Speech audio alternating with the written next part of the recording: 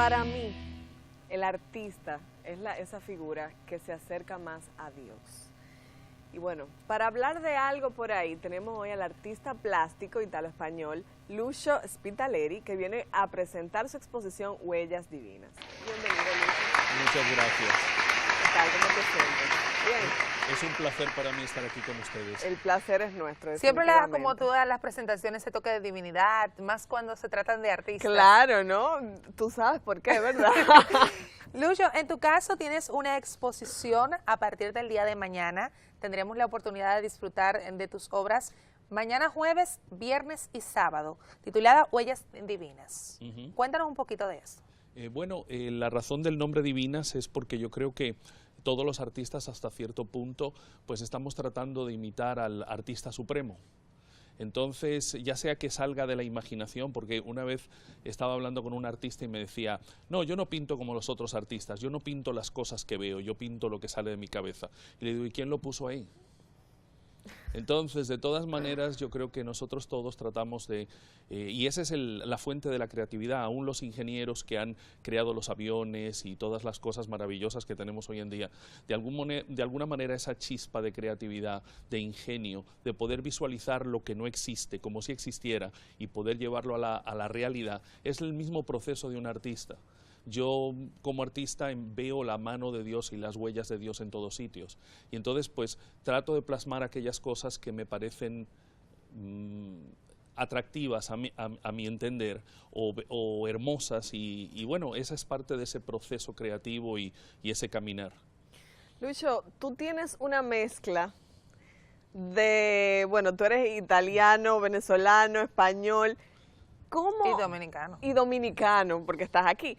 ¿Cómo influye eso en la creación de todo un mundo interior como artista y como ser humano? ¿Cómo influye todo eso en tu obra? Bueno,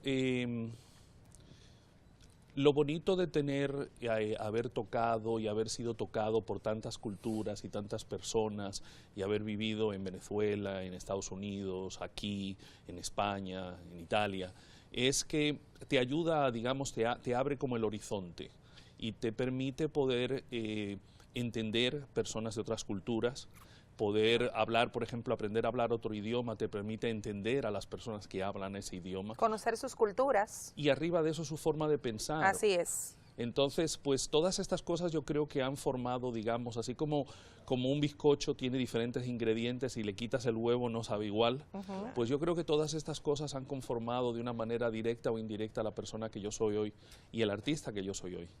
Así es. Estaremos viendo aproximadamente 24 obras en la Más o menos, sí.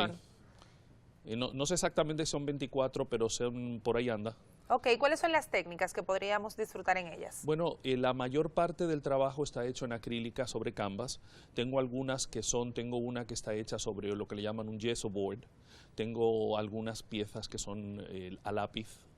Mira esos cocos. Y ahí están deformados, pero esa es una obra en hiperrealismo.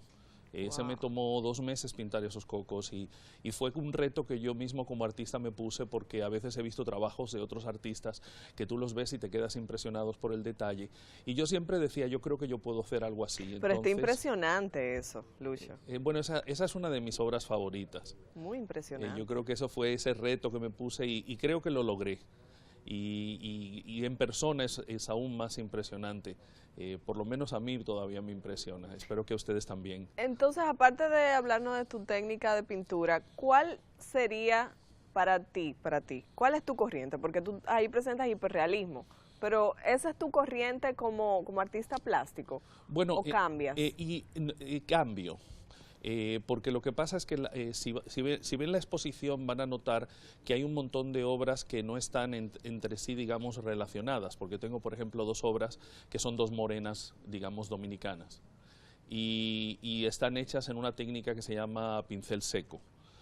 No son hiperrealistas, pero sí se fijarán que yo le pongo mucha atención al detalle. A mí me gusta mucho el detalle, me gustan las texturas. Tengo un par de rostros que son ancianos y me gustan mucho las arrugas, porque las arrugas del anciano dicen, digamos, es como una historia de vida, es como sabiduría, un mapa. Exacto. Sí, por ejemplo, yo me acuerdo que cuando vivía en Nueva York, que a veces uno andaba en el tren subterráneo y tú te fijabas, ahí había un montón de gente y todo el mundo andaba serio.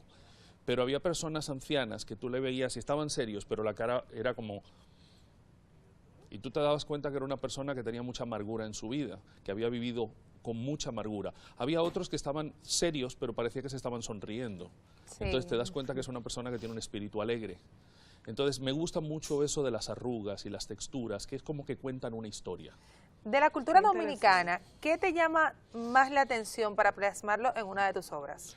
Bueno, las cosas que me llaman la atención de la cultura dominicana son difíciles de plasmar. ¿Por Porque ejemplo? por ejemplo, el dominicano es muy alegre. Extremadamente. Es muy alegre. Y apuesta hasta las expresiones de nosotros. Sí, bueno, las expresiones de ustedes, cuando yo llegué la primera vez a este país me volvieron loco. ¿Y por qué, Lucho? Bueno, porque me tomó casi un año poder hacer un chiste. Y el único, yo hacía un chiste y el único Hacerlo que y entenderlo en muchas ocasiones. bueno, exacto. Entonces yo empecé, digamos, que a hacer como un diccionario mental. Cuando oí una palabra que no sabía lo que era, me acuerdo que una vez a alguien lo llamaron, oye, canquiña. Y yo dije, canquiña. No tenía ni idea de lo que era una canquiña. Entonces me acuerdo que fui y le pregunté a algunos amigos, ¿qué es una canquiña? Me dijeron, es un dulce de coco que es así como aplastadito y Sí. largo. Le digo, ¿por qué un tipo le dijeron canquiña? Y me dice, ¿era flaco? Le digo, sí, muy flaco. Le digo, por eso, porque parecía una canquiña. Claro. Y ya lo fuiste entonces integrando a tu diccionario mental. Exacto, entonces así pues fui aprendiendo el idioma y después de un año fue un día apoteósico, el día que yo pude hacer un chiste y alguien se rió, eso fue maravilloso, dije, ya soy bilingüe. Y un chiste dominicano. Lucho, tú que traes todo un mundo dentro de ti, de experiencia sobre todo, llegas acá a República Dominicana, ¿qué es lo que te llama la atención al venir acá? Bueno, lo que me trajo fue el amor, porque yo conocí a Soraya Medina, que es mi esposa, nos conocimos a través de Facebook, pero tenemos un montón de amistad, muchos amigos en común. De hecho, un primo de ella fue profesor mío cuando yo vivía aquí más joven. Y bueno, vengo por eso, pero las cosas que me llaman la atención, he visto muchos cambios, porque yo viví aquí hace 30 años, y he visto grandes cambios digamos, en Santo Domingo. Pero siempre hay cosas muy interesantes que ustedes no se dan cuenta porque se las tienen todo el tiempo. Y a mí me gustaría a veces escribir una serie de artículos sobre cosas que me parecen interesantes, como por ejemplo los vendedores del semáforo, las actitudes de los vendedores. Yo O sea, te gustaría plasmarlo, pero todavía no encuentras la forma de hacerlo. Tal vez lo haga escribiendo en vez de pintando. Escribiendo. Wow, qué interesante. Así que sí, hay muchas cosas que me llaman la atención. Por ejemplo, a veces yo digo que el dominicano tiene un idilio con la bocina del carro. Ay, sí. Entonces yo Ese es veo... un tema que yo sufro, Lucho, porque para mí deberían quitarle a todos los vehículos las bocinas. Pero entonces dejarían mudos a los conductores. Bueno, es que para mí esa es la Exacto. forma de insultar. Aquí toca Las bocina bocinas. para insultar. Claro, o para decir, el otro día andaba yo con unos muchachos que eran mexicanos. Y pasó un camión y tocaba esa bocina así y la dejó pegada. ¡Pah! Y ellos pensaron que el camión se había quedado sin frenos. Y me dijeron, no, es que en México solamente se toca la bocina así cuando el camión se quedó sin frenos. Y le digo, no, le dije, estás en Dominicana. Aquí eso quiere decir, quítense del medio, que soy el más grande. Muévanse, Exacto. claro. Pero él agarró la seña bien. Sí, pero honestamente en este país, y no es por defender, pero no podemos vivir sin ella. O sea, mencionando esto de la bocina, o sea, hay personas que se han dedicado, o quizás Toca bocina. estamos incluidos casi todos, cuando estamos conduciendo, tener el celular en la mano y quizás no darnos cuenta que el semáforo ya está en verde. Entonces ahí le pegamos un bocinazo que está adelante. Por ejemplo, son necesarias en algunas ocasiones. Bueno, esa es necesaria, porque si el otro está distraído, tú le das un toquecito para que él se dé cuenta. Incluso ha ayudado mucho a evitar accidentes. Claro, Que hay personas que se han claro. estado durmiendo en una carretera y por la misma bocina que se han podido despertar. Por supuesto. No estoy diciendo que las bocinas sean tan necesarias en algunas ocasiones, porque aquí Ya lo admito. la sobreutilizamos realmente. Sí. Pero, ¿qué otras cosas entonces, aparte de los vendedores y esas cosas, te llaman más la atención? Déjame pensar, a ver... De nuestra gastronomía, por ejemplo. no, la gastronomía de ustedes me encanta. Sí. La comida de Pero ustedes ¿quién me no, por encanta. Dios? Lo que No, pasa es bueno, que la ventaja, cierto. yo creo que una de las ventajas de haber crecido en Europa es que en Europa la comida europea es muy variada. Entonces en España nosotros nos comemos de todo. Entonces, cuando uno va a los sitios, pues uno tiene ya como un paladar que yo lo pruebo de todo. Me acuerdo que estando en Estados Unidos, un amigo colombiano trajo unas hormigas fritas que ellos se comen. Está. Y él trajo las hormigas así fritas y me dice, ¿quiere? Nadie las quiso probar. Y yo dije, ven, dame. Yo las probé, le digo, la verdad que sabe como maní. Le digo, ¿para qué comerse una hormiga cuando te puedes comer un maní? Exactamente. O sea, pero lo probé. Yo no lo hubiese probado realmente. Ay, yo sí. Que tú eres más atrevida, ya tú tienes Ella lo otras sabe, cosas. Sí. ella lo sabe. Lucho, mira, y me interesa mucho el tema de tu trayectoria. Porque que un chico como tú, que ha andado a Europa, Estados Unidos, Latinoamérica, Exacto. llegue acá a mostrar su arte, su calidad. Ya hemos visto algunas de tus pinturas. ¿Cuál ha sido tu trayectoria? Bueno, mi trayectoria ha sido mayormente como diseñador gráfico, director de arte, ilustrador. Eso es lo que yo he hecho en Estados Unidos por 25 años. Durante esos años he estado pintando, pero no se me abrían así como las puertas de una manera que yo quisiera. Se me abrieron puertas en Puerto Rico, pero qué sé yo, no sentía como esa confianza, esa paz. También se me abrieron algunas puertas en Houston, pero era muy complicado. Entonces yo decía, no, todo tiene su momento y su hora. Entonces yo seguía pintando y seguía guardando mis cuadros, sin prisa.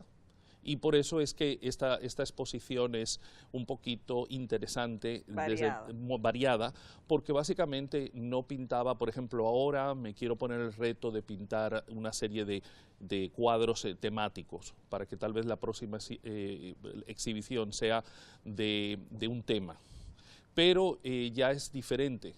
Esta exposición es como decir, es como la historia de mi vida prácticamente, sin realmente estar mostrando mi vida. Claro. Entonces, pues porque es tu trayectoria. Claro, ha sido yo, algunos de estos cuadros tienen 10 años que yo los pinté y los tenía ahí guardados. Y de hecho hay uno de los cuadros que yo digo que en vez de agua yo usé lágrimas. Entonces Explícame eso. Bueno, yo por muchos años, hubo una época de mi vida donde no podía pintar porque no tenía paz. Yo creo que el artista sin paz puede pintar sin paz, pero se refleja en lo que pinta la falta de paz. Okay. Entonces, recuerdo que pasé por una época de mi vida muy dolorosa, donde pasé cosas tan dolorosas que en esos días murió mi madre y me acuerdo que no podía tirar una lágrima por mi madre. De hecho, después que pasó esa época, hoy en día a veces veo la foto de mi mamá y me pongo a llorar pensando en ella. Llega el Día de la Madre y me da esa tristeza. Pero en aquella época no podía porque el dolor que estaba pasando era tan grande. Entonces, además de estar en mucho dolor, estaba muy solo. Entonces, tenía trabajos excelentes, entonces realmente yo tenía mucho tiempo libre. Entonces, esa soledad era como que Dios me mandó hacia un desierto, digamos así, en un sentido figurado. Y en ese desierto, pues, yo tenía que llenar ese desierto con algo, porque si no me iba a volver loco. Entonces, un amigo mío, que es pintor, me regaló un lienzo grande y agarré y empecé a pensar en pintar. Entonces, cuando llegaba a mi casa y tenía el día entero sin saber qué hacer, me ponía ahí y pintaba sin prisa, porque me acuerdo las palabras de este pintor, que de hecho es un pintor cubano excelente. Me decía, Lucho, lo más importante no es el resultado, sino que disfrutes el proceso. Así es. Entonces empecé y me dijo, y todo se puede pintar, es todo un asunto de tener la paciencia de lograrlo. Te quedó mal, no importa, píntala encima. Le salió la nariz muy grande, no importa, píntala encima de nuevo. Entonces empecé a pintar un cuadro que va a estar allá, que son de 2 ajos y una cebolla. Yo empecé a pintar esos ajos como que no hubiera absolutamente más nada en el mundo. Y cada rayita, y cada hojita, y cada sombra. Y ese cuadro yo, en vez de usar agua, usaba lágrimas. Porque muchas veces me la pasaba hablando con Dios y a veces había como una paz cuando uno está pintando, la pintura es como una terapia, porque es como que la mente queda en blanco. Y hoy en día que tenemos tanta presión con los celulares, con las llamadas, con el estrés del día a día, el inmediatismo.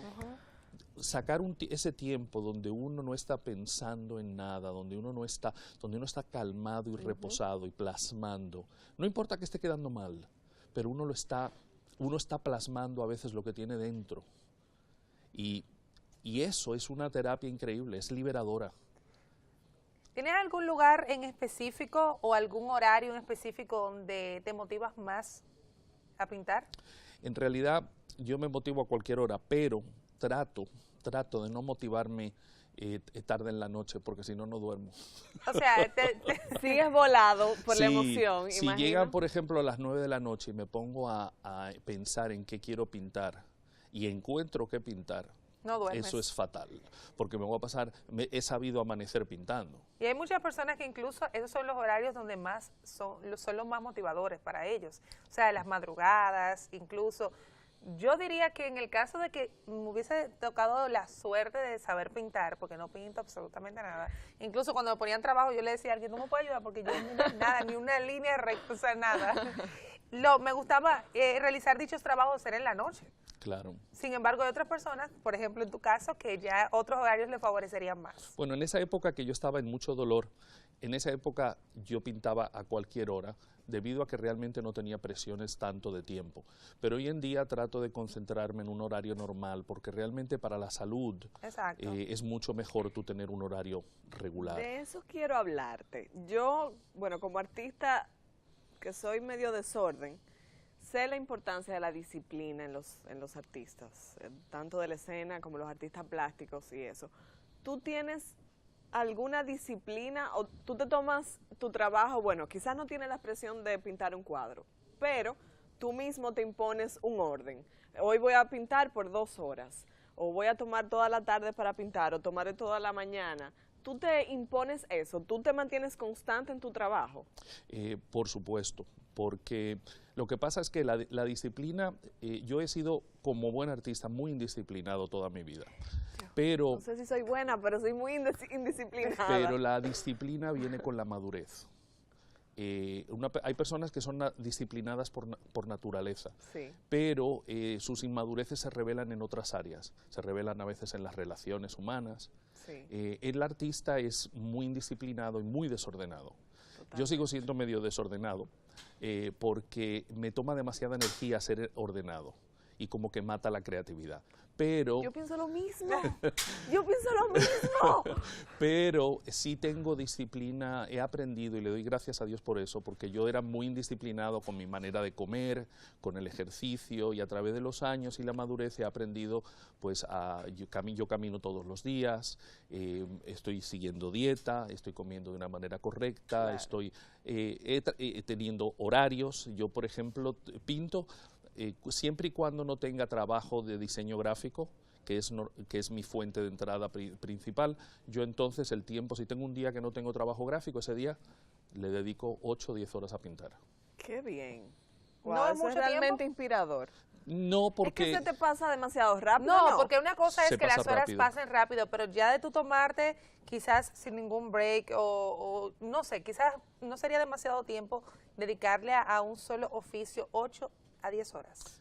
Depende. Hay gente que se pasa 10 y 11 horas en una oficina. Pero no está bien. O sea, son trabajólicos. O sea, 10 horas es demasiado para el cuerpo. Bueno, pero todo depende, porque depende del día. Habrá un día que a lo mejor en vez de 8 horas o 10 horas puede ser que trabaje 4.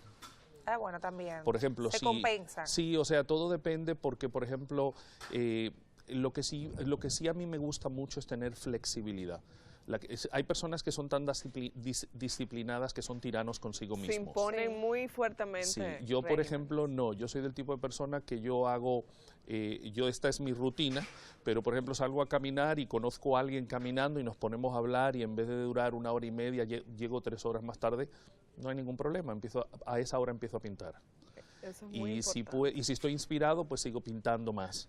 Y si no estoy inspirado, me voy y hago otra cosa y vuelvo después. Así es. Excelente. Lucho, vamos a repetir entonces los días de la exposición, el horario, cómo podemos disfrutar de Huellas Divinas. Mañana empieza a las 7 y media, no estoy seguro. De la noche. De la noche. es el día de la inauguración del evento de la Bolsa Turística. Así y es. luego el viernes y el sábado es el día entero hasta las 9 de la noche, si no me equivoco. Creo que empieza a las 10, 11 de la mañana hasta las 8 de la noche. Esto es en el centro de convenciones del Dominican Fiesta. En el Dominican Fiesta. Y una preguntita, si alguien está interesado en adquirir una de tus obras o que le interesa ver tu arte y le interesa que tú hagas mira qué hermosa casa amarilla, wow, qué belleza. Parece si le como interesa, así como en un campo de aquí, de la República Sí, Dominicana, sí. no sé, en Bonao, en está Jarabacoa. hermoso. Aunque ese cuadro no es mío, no sé. Ah, ok, Cierto. porque parece ese sí, es tuyo. ese sí es. Ese está muy bonito parece también, Denise. wow. No, pero está precioso realmente. Gracias. Bueno, ¿cómo podríamos contactarte? ¿Tienes redes sociales o tienes un número de teléfono que quieras compartir? Sí, me pueden conseguir en Facebook primeramente, también tengo número de teléfono, es 849-352-5093 y qué sé yo. Yo creo que con ¿Por esa qué tú información- dijiste que ese gallo se parece a mí? Aunque debo sentirme muy bien porque es muy bonito. Bueno, no sé, como la diversidad de los colores y todo eso. Ay, estas son mis compañeras. Lucho, muchísimas gracias por compartir pues realmente este tiempo con nosotras, de tu trayectoria, de lo que vas a ofrecer en esta próxima exposición de Huellas Divinas y sobre todo invitar a todos los dominicanos y dominicanas que tienen amor por el arte a esta Bolsa Turística del Caribe ya en esta edición, pues a que disfruten también de las obras que todavía no sabemos si son 24 o quizás más, usted no sabe lo que va a encontrar allá, pero sí vaya a disfrutar de ellas. Gracias, ha sido un honor estar aquí con ustedes. El honor ha sido nuestro, tenerte aquí y ver tu hermoso trabajo. Gracias. Gracias. Bueno, en este momento pues nos vamos a una pausa, Denise. Tenemos temas todavía interesantes que tratar con nuestras chicas que siempre están ahí con nosotras en Entre Ellas. Regresamos en breve.